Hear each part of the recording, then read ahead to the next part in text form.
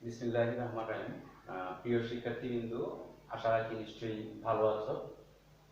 শুরুতেই যে বিষয়টি তোমাদের সাথে উল্লেখ করতে চাই তা হচ্ছে করোনা ভাইরাসের কারণে আমরা একটি দুর্যোগের মুহূর্ত পার করছি। শারীরিক দূরত্ব বজায় রেখে চলবে, নিজে নিরাপদ থাকবে, অন্যকে নিরাপদ রাখবে এবং তোমার চারপাশের পরিবেশ নিরাপদ রাখবে, সেই প্রত্যাশা রেখে শুরু করছি ষষ্ঠ শ্রেণীর আজকের বাংলা দ্বিতীয় পত্রের অনলাইন ক্লাস। শিক্ষার্থীরা, তোমরা বোর্ডে লক্ষ্য করলেই দেখতে পাবে আজকে আমরা আলোচনা করব বাগ অর্থ নিয়ে। বাগ অর্থ কি সেটা আগে আমাদের জানতে হবে। বাগ অর্থ হচ্ছে শব্দ এবং বাক্যের আলোচনাই হচ্ছে বাগ অর্থ। আমি আবার বলছি, শব্দ এবং বাক্যের আলোচনাই হচ্ছে বাগ অর্থ। অভিধানের প্রতিটি শব্দেরই অর্থ রয়েছে এবং সেই অর্থের বাইরে নানা অর্থ শব্দ ব্যবহার হয়ে থাকে। বাক অর্থতত্ত্বে সেই সকল শব্দ নিয়ে বিশদভাবে আলোচনা করা হয়ে থাকে। শব্দের ভিন্নতা রয়েছে, বিভিন্ন ধরনের শব্দ রয়েছে, আমরা লক্ষ্য করব বোর্ডের দিকে। যেমন আমরা এখানে লিখেছি সম শব্দ, সমার্থ শব্দ, বিপরীতার্থক শব্দ, রূপক, দ্বিরুক্ত শব্দ, পারিভাষিক শব্দ। তাহলে চলো জেনে নেওয়া যাক সম শব্দ কাকে বলে। একই রকম শোনায় কিন্তু ভিন্ন অর্থ, অর্থাৎ যে শব্দগুলো একই রকম শুনি, আমরা একই রকম শোনা যায় কিন্তু অর্থের ক্ষেত্রে ভিন্নতা রয়েছে, সেই শব্দগুলোকে আমরা বলছি সম শব্দ। উদাহরণস্বরূপ আমি বলতে পারি সম শব্দ, যেমন কুল। কুল মানে হচ্ছে ফল বিশেষ, আবার নদীর কিনারকেও আমরা কুল বুঝে থাকি। শিক্ষার্থীরা নিশ্চয়ই লক্ষ্য করছো পার্থক্যগুলো কোথায়, শব্দের ভিন্নতা কোথায়, অর্থের ভিন্নতা কোথায়। তারপর দেখো সমার্থ শব্দ, সমান বা একই অর্থ প্রকাশ, অর্থাৎ যে শব্দগুলো একই অর্থ বা সমান অর্থ প্রকাশ পায় সেই শব্দগুলোকে আমরা বলছি সমার্থ শব্দ। সমার্থ শব্দের ক্ষেত্রে উদাহরণস্বরূপ আমরা বলতে পারি যেমন মা, জননী কিংবা গর্ভধারিণী। যদিও শব্দগুলোর উচ্চারণের ভিন্নতা রয়েছে, বানানের ভিন্নতা রয়েছে, কিন্তু অর্থ একই, সেই কারণে আমরা শব্দগুলোকে বলছি সমার্থ শব্দ। তারপরে শিক্ষার্থীরা আমরা চলে যাচ্ছি বিপরীতার্থক শব্দ।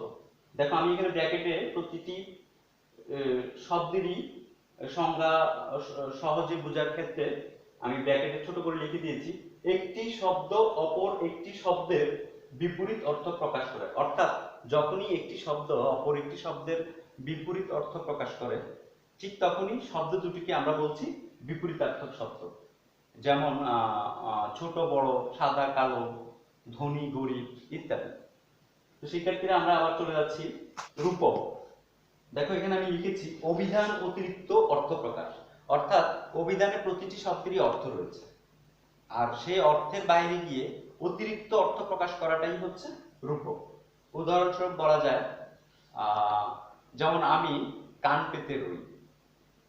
এখানে কান অর্থে কর্ণ অর্থে কানটি ব্যবহার করা হয়নি, কান শব্দটি কর্ণ অর্থে ব্যবহার করা হয়নি, কান শব্দটি মনোযোগ অর্থে ব্যবহার করা হয়েছে।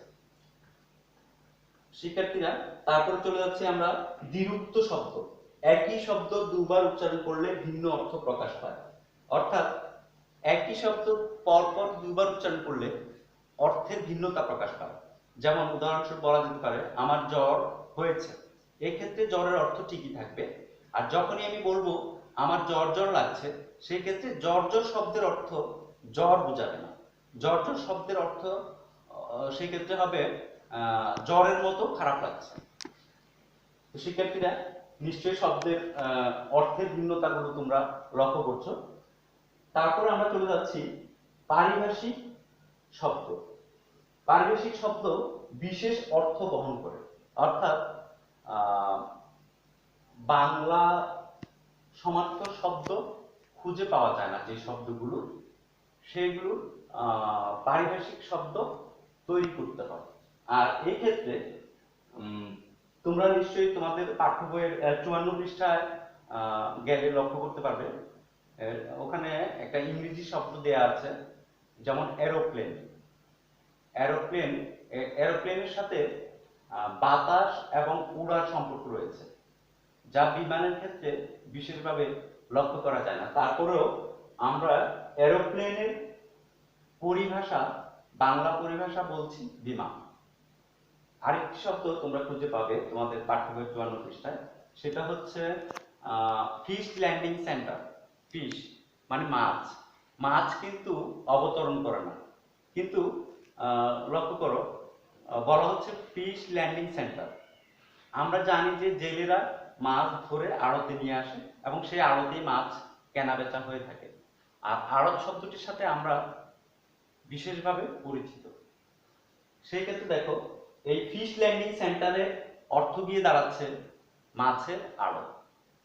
তো শিক্ষার্থীরা আবারও লক্ষ্য করো, আমি আবারও বলছি, সমশব্দ, সমার্থক শব্দ, বিপরীতার্থক শব্দ, রূপক, দ্বিরুক্ত শব্দ, পারিভাষিক শব্দ, এবং এই প্রতিটির ক্ষেত্রে ব্র্যাকেটে আমি ছোট করে সংজ্ঞাটাকে সহজ করার জন্য উল্লেখ করে দিয়েছি। তোমরা বোর্ডের দিকে লক্ষ্য করো এবং বাসায় প্র্যাকটিস করো। নিশ্চয়ই তোমরা বিষয়গুলো খুব সহজেই বুঝতে পারবে।